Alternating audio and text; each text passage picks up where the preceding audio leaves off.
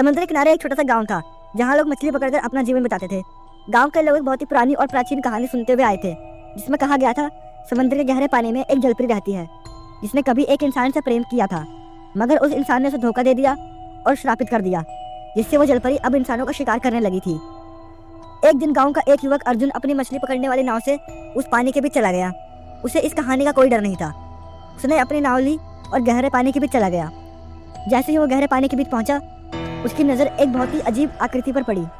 वो जलपरी थी जो अपने लंबे बालों में चमकते हुए पैरों से समुद्र में तैर रही थी। उसकी आंखें एक अजीब सा आकर्षण था। उसने धीरे धीरे अर्जुन की नाव की ओर बढ़ना शुरू कर दिया। अर्जुन ने सोचा शायद वही सामान्य जलपरी है, लेकिन जैसे ही वो उसके पास आई, उसके चेहरे पर एक डरावनी मुस्कान फैल गई। तुमने मुझे धोखा दिया अर्जुन, जलपरी ने खौफनाक आवाज में कहा। तुमने मुझे धोखा दिया था, लेकिन अब मैं तुमसे बदला लूंगी। अर्जुन चौंका। उसने अपनी नाव को मोड़ना शुरू कर दिया, लेकिन जलपरी ने उसकी नाव की पतवार पकड़ ली, उसे अपनी ओर खींचने लगी।